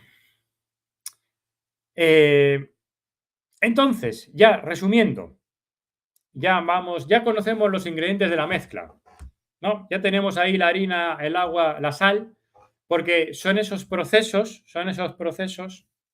que somos capaces de simular, esos procesos que somos capaces de simular, pues en el fondo esos procesos son esos componentes, ¿no? Hay un componente que no sabemos, hay un ingrediente que todavía tenemos dudas, ese ingrediente del contexto, ese ingrediente de la conciencia. A día de hoy no sabemos si está en la mezcla, ¿no? Pero para mí, detrás de estos ingredientes que hemos visto, de los que actualmente conocemos y de los que puedan venir, sí que están esos valores ocultos, esos sesgos, porque para mí, detrás del concepto de simular, se encuentra el sesgo de la autonomía. Y detrás de las matemáticas, las herramientas con las que simulamos, se encuentra el sesgo de la verdad. Es decir, los dos grandes sesgos, las dos grandes mentiras de la inteligencia artificial, al menos a día de hoy, y si yo soy sirliano, mi visión es para siempre, pero las dos grandes mentiras de la inteligencia artificial es pensar que dice la verdad y que tiene autonomía. Que dice la verdad porque detrás hay matemáticas y las matemáticas no engañan, las matemáticas no fallan, pero nosotros sí podemos fallar con qué tipo de matemática usamos. Y la falsa idea de autonomía que está detrás de ese lenguaje de la IA me ha dicho. Copilot dice. Copilot no dice nada. Somos nosotros lo que estamos diciendo a través de Copilot, de la misma manera que el Excel no dice nada. Cuando en el Excel le ponemos una multiplicación, estamos nosotros estamos multiplicando. Pues cuando obtenemos un resultado por Copilot, nosotros estamos teniendo ese resultado. Y ya será nuestra responsabilidad que ese resultado sea cierto o no. Pero la idea natural es decir, es autónoma. Fíjate lo que me ha dicho. Si me ha dicho que va a ganar tal equipo, si me ha dicho que esto es verdad, pues no. Estos sesgos son las grandes mentiras de la inteligencia artificial. Pensar que dice la verdad, pensar que es autónoma. Y si somos siglianos, nuestra visión es que estos sesgos siempre estarán.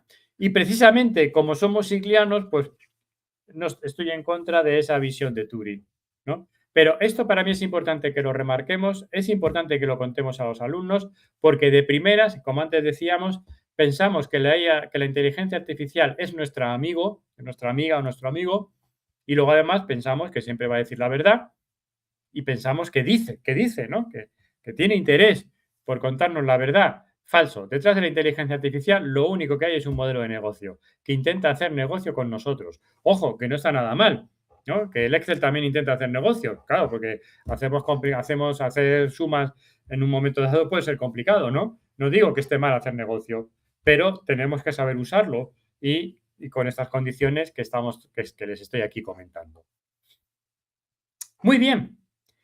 Bueno, pues ya vamos conociendo la mezcla, ya conocemos los ingredientes.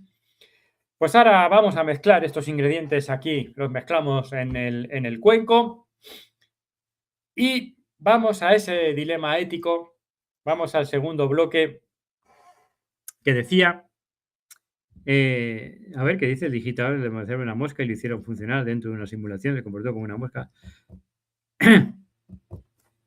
Bueno, claro, bueno, pero es el de una mosca, ya veremos el del el cerebro humano. Es que, en el fondo, la visión de Turing lo que viene a decir es lo de la mosca. Dice, si yo consigo digitalizar un cerebro y ponerlo en una máquina, pues es como nosotros. Porque lo que viene a decir respecto de la conciencia, esa visión de la IA fuerte, es que la conciencia aparece ligada a la complejidad. Y que nosotros, en el fondo, tenemos conciencia porque, desde un punto de vista puramente materialista, nosotros no somos más que química del silicio. Nosotros somos células y células, incluso no somos más que, ¿no? que partículas. Pero lo que viene a decir es que tenemos tal complejidad de neuronas que en un momento dado, detrás de esa complejidad, aparece la conciencia. Y por tanto, la IA fuerte lo que viene a decir es, pues si somos capaces de meter nuestra complejidad de cerebro, somos capaces de meterla en un sistema, en ese sistema de repente aparecerá la conciencia. ¿La conciencia de mía o de otro? Ah, eso no lo sé, ya se verá y aquí ya entran las películas de ciencia ficción. Pero esa es la visión de esa IA amplia. Dice, ¿no es la mezcla de las matemáticas? No exactamente, podría ser un elemento podría ser otro elemento, exactamente, podría ser otro elemento de otro ingrediente. Otro ingrediente son las matemáticas. Otro ingrediente son las matemáticas. Y ciertas matemáticas, como por ejemplo la probabilidad. Y eso es importante saberlo porque la inteligencia artificial te da el resultado más probable. No necesariamente el cierto, sino el más probable. Por eso es bueno conocer los ingredientes. Entonces, efectivamente, tenemos esas matemáticas, forman parte de esos ingredientes que me sirven para simular esos procesos. Muy bien, pues pongamos un poco de ética. Y aquí es donde mi objetivo es confundirles. Ya lo siento. Bueno, pero confundirles poco y confundirles para luego desconfundirles. Bueno, confundirles para hacerles pensar. Nos queda media hora y esto sí, bien se merece otro trago de agua, porque además vamos a hablar de ética y hablar de ética, aquí sí que hay que estar hidratado, ¿eh? Y que me disculpe si hay algún filósofo o filósofa, lo digo con mucho cariño. Además, a mí me encanta la filosofía. Y les voy a hablar de filosofía. Vamos a ver, vamos a ver. Vamos a hablar de ética, que ya tocaba un poco, ¿no? Si el título llama, habla de ética. Bueno, pues, ¿qué es una respuesta ética? ¿Qué es una respuesta ética?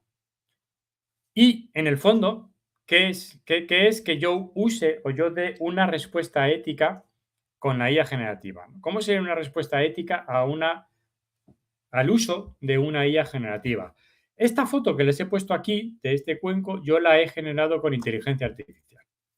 La generé con ChatGPT, ya le hice una serie de prompts y ese me gustó y dije, pues venga, tira para adelante con este, ¿no? Luego, cuando usamos la inteligencia artificial, ¿qué es usarla desde un punto de vista ético? ¿Qué es dar una respuesta ética? Una breve pincelada de qué es la ética. La ética en sí mismo no es más que una rama de la filosofía, una rama que se ocupa de la moral. La filosofía tiene muchas ramas. Está, por ejemplo, la ontología, la rama de la filosofía que se encarga de los entes. Em, pues hay otra rama, que es la ética, que se encarga de una dimensión, de un aspecto que se llama moral. Luego, entonces, hablar de ética en el fondo es hablar de la moral. Y entonces hacemos una nueva pregunta. ¿Qué es la moral? La moral es una dimensión humana, es una dimensión que tenemos los seres humanos que nos obliga a responder sobre nuestros actos y a responder ante la sociedad y ante nosotros. A responder en el sentido de ¿por qué he hecho esto? Ese por qué he hecho esto, a veces lo respondemos ante la sociedad, ante nuestros amigos, nuestra familia, nuestras personas cercanas, y a veces nos lo respondemos a nosotros mismos, ¿no? Pero ¿cómo es posible que yo haya hecho esto, no?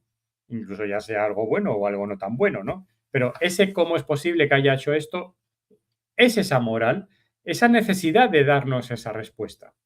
Y para responder, pues solemos basarnos en nuestros principios, en nuestros valores, en ciertos preceptos. Por ejemplo, de ahí pues podemos hablar, la moral suele tener apellido, como por ejemplo pues puede ser la moral cristiana o la moral católica, es decir, que a la hora de dar esa respuesta estamos buscando los valores, los preceptos, lo estamos buscando dentro de unas ciertas directrices, en este caso de la moral católica o de la moral cristiana. Pero la moral, al margen del título, que a veces no se llama como tanto moral, pero se puede llamar visión, la visión marxista, puede llevarlo a otro extremo, pero en el fondo lo que está intentando es responder a esa pregunta de ¿por qué he hecho esto? Bueno, aquí un compañero dice, lo que es moral para uno puede no serlo para otro. En el fondo lo que está diciendo es que eso es así. Respecto de un mismo hecho hay distintas respuestas, porque lo que estamos haciendo es dar una respuesta. No es tanto que sea moral o no sea moral, ¿no? Moral o inmoral, que en el fondo sería doy un tipo de respuesta o doy otro tipo de respuesta. Entonces, efectivamente, lo que para uno puede ser moral, para otro no. Aquí entendemos por moral aceptable, lo que para uno es una respuesta aceptable, para otro no lo es. Hay distintos tipos de respuestas. Por eso es por lo que decimos que para dar esa respuesta buscamos orientación en los valores, principios de cada uno en particular. Bueno, por lo tanto, dar una respuesta es responder ante la sociedad o ante uno mismo ¿Por qué he usado yo esta imagen? De hecho, de una manera más amplia, ¿por qué he usado yo esta inteligencia artificial? Y esa es la respuesta que tenemos que responder y que, o sea, que yo les voy a llevar a responder, no hoy, pero sí en este bloque. Porque hoy les voy a liar. A la hora de responder por qué estoy usando esta inteligencia artificial, vamos a ver qué tipo de respuestas hay. Como ha dicho un compañero, hay distintas respuestas. Entonces, vamos a ver qué tipo de respuestas hay a la pregunta ¿por qué he usado esta inteligencia artificial? Porque esa es la pregunta moral. Dar respuesta, responder ante la sociedad y ante nosotros mismos de nuestros actos. Y para eso les traigo aquí este famoso dilema del tranvía, que muy posiblemente ustedes lo conozcan, pero que se lo comento. Tenemos un tranvía desbocado, un tranvía que no tiene conductor y circula por una vía. Si se mantiene por esta vía, más adelante hay 5 trabajadores operando y si no hacemos nada, el tranvía desbocado mata a 5 personas.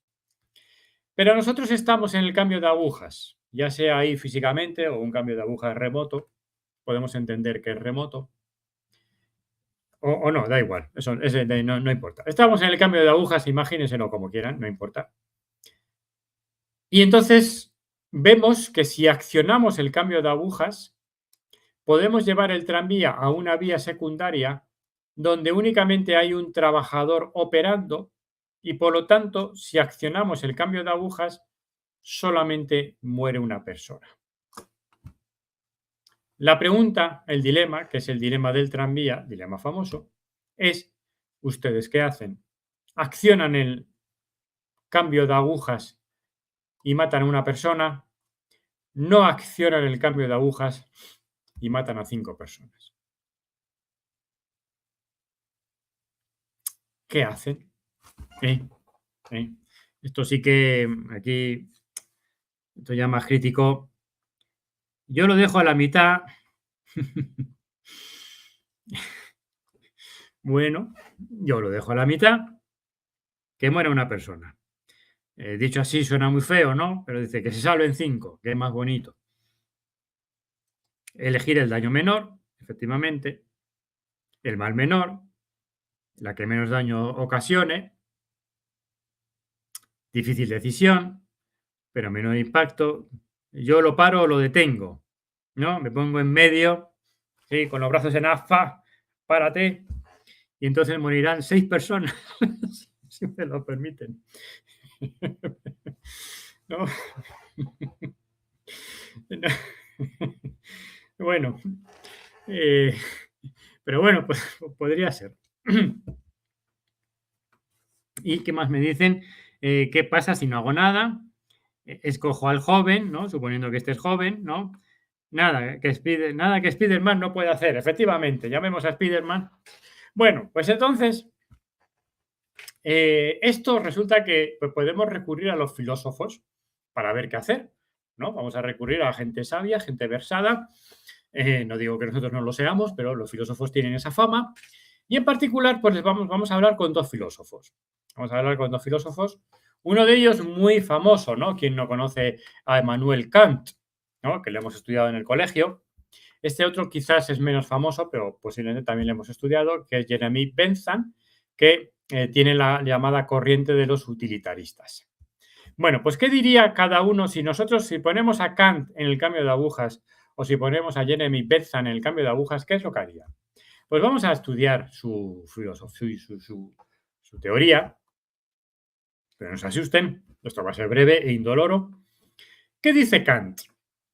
Kant, ya lo recordamos, habla de ese imperativo categórico. Kant nos dice, es que hay que cumplir una serie de imperativos categóricos y son categóricos porque sí, porque sí. ¿No? Entonces, a la pregunta de ¿esto está bien?, que es lo que intenta resolver cada filósofo, a la pregunta de ¿esto está bien?, Kant, ¿qué dice? Esto está bien si cumple un imperativo categórico. Un imperativo categórico es un imperativo porque sí. No hay un, pero depende de cuántos. No, no. Kant se levanta y dice que no, depende.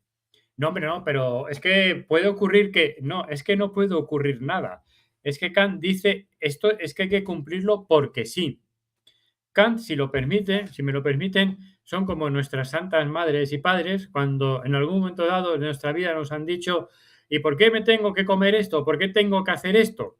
Y nuestra santa madre nos ha dicho, porque sí y porque lo digo yo.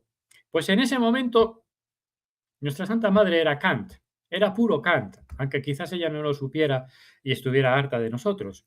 Pero es esa idea de, es que no hay otra alternativa, es que esto tiene que ser así. Bueno, pues aquí Kant plantea un imperativo categórico que dice, obra de tal manera que uses a la humanidad como un fin y no como un medio. Y este es el imperativo categórico de nuestras madres. ¿Por qué? Porque sí, pero dependerá de que no depende de nada. Que a ver si te enteras, que no depende de nada. Y hombre, pues esto es verdad, ¿no? Obra de tal modo que uses a la humanidad como un fin y no como un medio. Es decir, tú no puedes usar a ningún ser humano como un medio para algo. No, eso no puede ser. No puedes usarle. No, no, es que no, es que no, no puedo ni terminar la frase, me da vergüenza. Bueno, pues esa es la visión de Kant, imperativo categórico y en particular con este imperativo categórico. Ah, pero ahora viene el bueno de Jeremy Bentham. Jeremy Bentham, anglosajón, que dice, ¿qué está bien? ¿Qué está mal? Dice, bueno, pues mira, ¿qué está bien? Está bien lo que causa la mayor felicidad a la mayoría. Entonces, algo es bueno, algo está bien. Pues algo está bien si la mayoría es feliz. Ah, qué bonito, qué bonito. Desde luego, con esto nadie discute, ¿no? Algo está bien si hace feliz a la mayoría. Y cuanto más feliz hagas a más gente, mejor está. Bueno,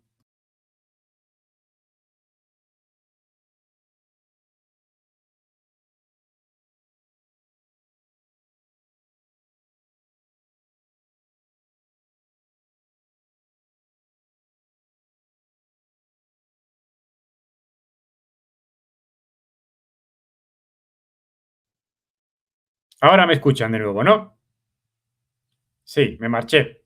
Me marché. Es que se ha perdido la. Es que esto ha sido Kant. Esto ha sido Kant. Que es que se llevaba muy mal con Jeremy Bentham. No se conocieron, ¿no? Pero claro, es que son dos visiones totalmente antagónicas. Porque Jeremy Bentham es puro relativismo. Lo que está diciendo es, y además está diciendo, esto está bien si gusta a la mayoría. Si la mayoría le hace feliz, esto está bien.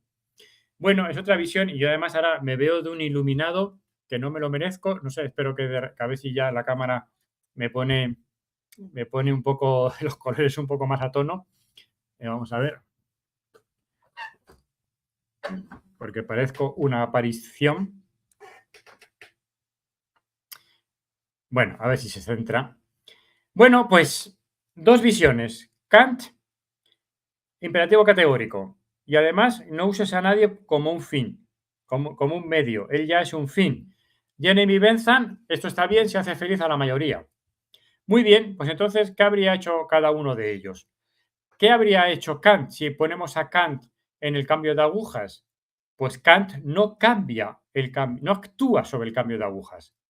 Dice, yo no puedo usar a esta persona para salvar a cinco, porque yo no puedo usar a alguien como un medio. Ese alguien ya es un fin. Y tú le dices, sí, pero son cinco personas. Dice, me da igual. Dice, bueno, y si en lugar de 5 personas ponemos 500, Kant no acciona el cambio de agujas. Dice, me da igual. Es que me da igual. Es que me da igual que me pongas 5 o 500. Es un imperativo categórico. Es porque sí. Punto. Por lo tanto, no acciona el cambio de agujas. ¿Qué diría Jeremy Bentham? Estamos perdiendo el tiempo. A ver, acciono el cambio de agujas. Que aquí tengo a 5 personas contentas y aquí tengo a una persona contenta. Luego, ¿qué hace más feliz? Salvar a 5, pues acciono el cambio de agujas. Esta es la respuesta ética, ¿no? Entonces, a la pregunta, ¿usted por qué accionó el cambio de agujas? ¿Usted por qué no accionó el cambio de agujas? Claro, como decía antes un compañero, lo que algo puede ser moral para uno sí, para otro no. En el fondo es el tipo de respuesta que doy, ¿no? ¿Usted por qué no accionó el cambio de agujas? Si somos kantianos, diríamos, porque no puedo usar a una persona como un medio, porque ya es un fin en sí misma. Y por eso yo no accioné el cambio de agujas. Y si se lo preguntamos a un utilitarista, diremos, pues es que busqué el bien mayor y busqué salvar a 5 personas en lugar de a una. Pero lo que estoy intentando, lo que quiero transmitir es que primero, tenemos el hecho moral es que tenemos un imperativo de responder ante nuestros actos y esa respuesta depende de valores, en este caso depende de razonamientos. ¿Ustedes qué son? En este caso, como ven, aquí les hago preguntas todo el rato sobre qué son ustedes. Al finalizar la clase me van a decir, ya no sé si soy kantiano, si soy sirliano, porque ahora, ¿ustedes son kantianos o son utilitaristas? Antes, pues las respuestas que me han dado eran utilitaristas, ¿no? Porque me hablaban de ese bien mayor, me hablaban de salvar a 5, ¿no? Entonces, esa es la visión utilitarista. No me he encontrado a ningún kantiano bueno, pero claro, la pregunta, eh, la pregunta que me surge es, bueno, ustedes serán kantianos, serán utilitaristas, ¿no? Está muy bien, pero ¿y el dueño de Copilot? ¿Qué es? Pero además hay una cuestión previa, hay una dificultad previa, porque ahora sería, porque el tema está en que aquí hemos puesto en el cambio de agujas a Kant o a Jeremy Bentham o estarían ustedes. Sí, pero es que la inteligencia artificial no tengo total libertad, ¿no? Yo hay cosas que no le puedo preguntar a Copilot o hay cosas que yo no puedo hacer. O sea, tiene sus limitaciones, como toda herramienta tiene sus limitaciones, ¿no? Y es que resulta que es lo que le acabo de preguntar. Sí, pero yo en el cambio de agujas no solamente estoy yo, es que está el dueño de Copilot, está el dueño de ChatGPT, está el dueño de Grok, está el dueño de todo, cualquiera que se nos pueda ocurrir. Y entonces la pregunta es, ¿y este dueño qué será? ¿Será kantiano? ¿Será utilitarista? Porque claro, a ver si resulta que me ha diseñado un cambio de agujas en el que yo soy puro Kant, yo no lo acciono y de repente detecta no sé qué y resulta que me ha accionado el cambio de agujas sin yo quererlo, ¿no?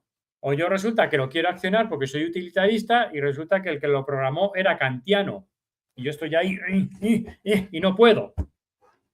Porque no estamos solos.